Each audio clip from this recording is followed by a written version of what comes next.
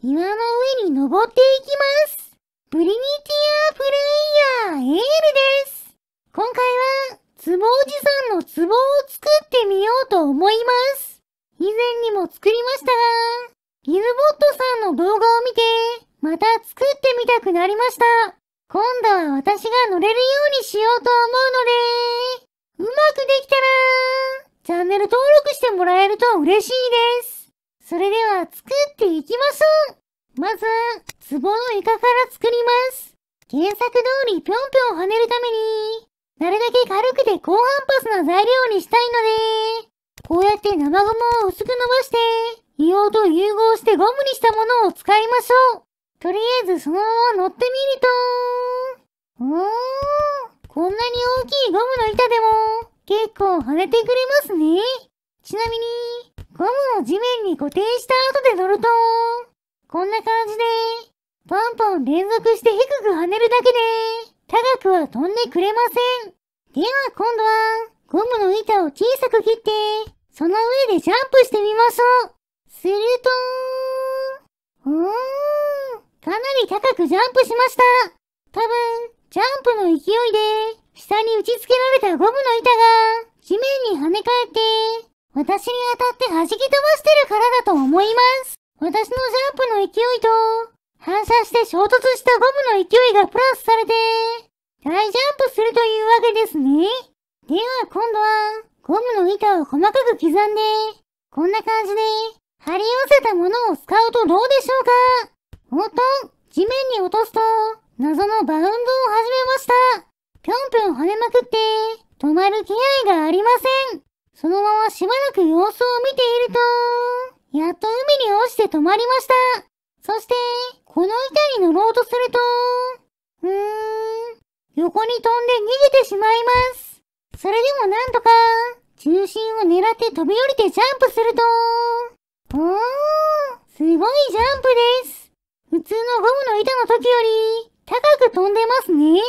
でも、なかなかうまく飛ぶのが難しいので、こんな感じで2本の棒を追加して、そこをホルスターにつけた状態で飛んでみましょう。なかなか飛びません。おっと、いきなり上に吹っ飛びました。さらに跳ねていると、ダメですね。ゴムの板が吹っ飛びました。ホルスターで抑えきれなかったみたいです。それからも、同じようにぴょんぴょん飛んでも、高さは安定しませんでした。今度はゴムの板が吹っ飛ばないように、ホルスターにつける棒を、太い草に変えてみましょう。こうすると、ホルスターから外れづらくなるはずです。ダンスを踊ってるみたいですね。ちゃんと飛び上がります。おっと、これでもやっぱり、ゴムの板が吹っ飛びました。それでも、太い草の棒のおかげで、ジャンプするときに、外れづらくはなってるみたいです。でも、激しくジャンプしたとき、大きくホルスターの固定位置がずれてしまうので、もっと強く固定する必要がありそうです。そこで、こんな感じで、ベアリングをつけて、その間に草をつけることで、ホルスターに固定したまま、手で持てるようにしました。これならどうでしょうか。地面を元気よく跳ねて、移動してますね。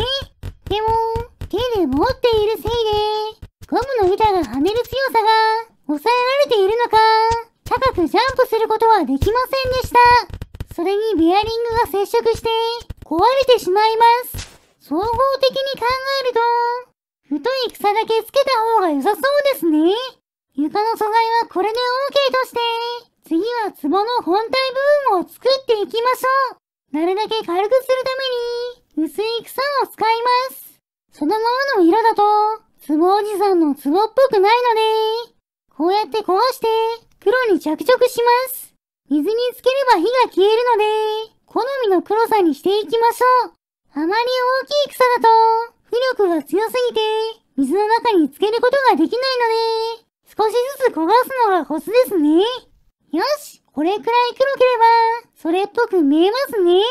こちらを薄く切ったら、さらに刻んで、地面に固定した別の草に貼り付けていきます。そのまま壺を作ろうとすると、手に持ってどこに貼り付けようか迷っているうちに、勝手に草が消滅してしまうからですね。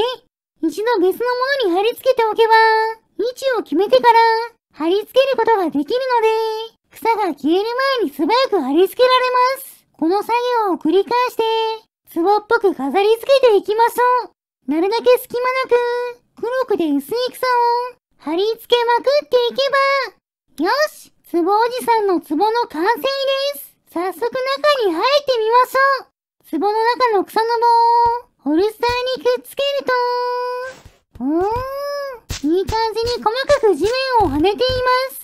そのままジャンプの操作を繰り返していると、かなり高く吹っ飛びました。でもなんだか体がはみ出してますね。カメラの位置に戻ってくると、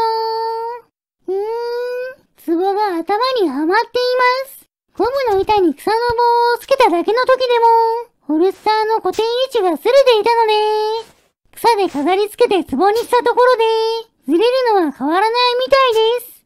たまにいい感じに、下から足が生えた感じになるので、これはこれで、壺に化けた敵キャラみたいで、面白いです。さらに壺おじさんっぽくするために、自力でジャンプするのは諦めて、原作通りハンマーを使って、ジャンプできるか試してみましょう。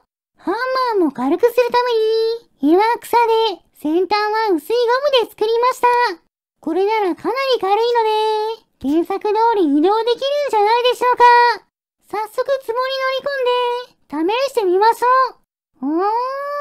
ちゃんと地面を押して、進むことができています。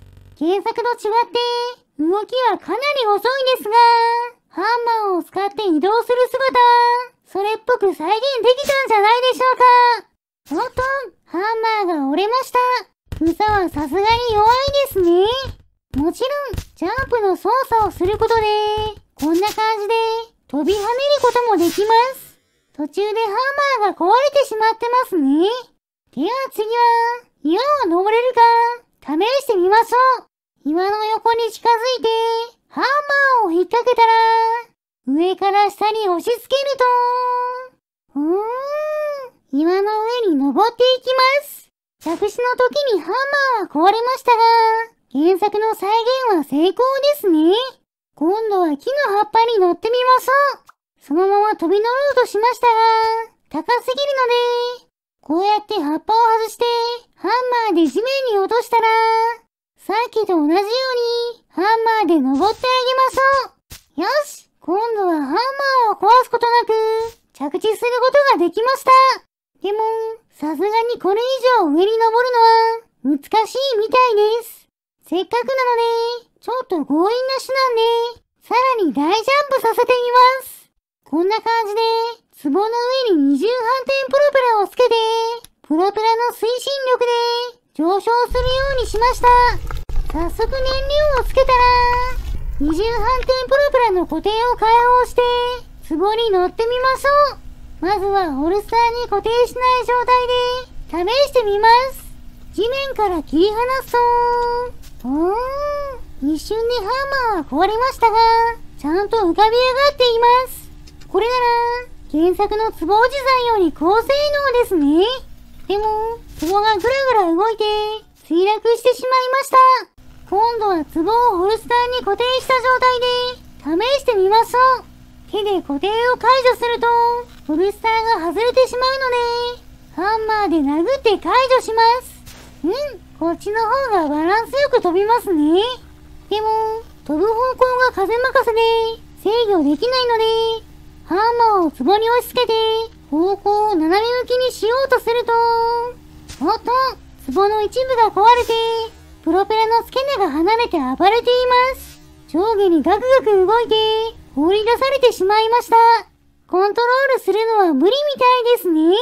では最後は、とりあえず遠くまで行ってみましょう。壺おじさんの壺に乗り込んで、燃料が切れるまで、風に吹かれてみます。しばらく飛んでいると、ここで燃料が切れて、地面に落ちていきました。あんまり移動してませんね。せっかくなので、プロペラを切り離して、巨大スライムのところに行ってみましょう。ハンマーを使って少しずつ進みましたが、さすがに遅すぎますね。途中でハンマーも折れてしまったので、念のためセーブしていたデータをロードして、壺とハンマーを持って歩いていきましょう。それでは、こちらの巨大スライムを狙って、壺おじさんの壺からハンマーを振り下ろしてみましょう。ゴム製ではダメージが入らないので、鉄の刃をつけて強化しました。果たして倒すことはできるんでしょうか？くたばれー！いい感じにハンマーが当たって、どんどん耐久力を削っていきます。そして、やったー！ 530 ダメージ！巨大スライムを倒しました。一方的に殴り倒してしまいましたが、とりあえず勝ててよかったです。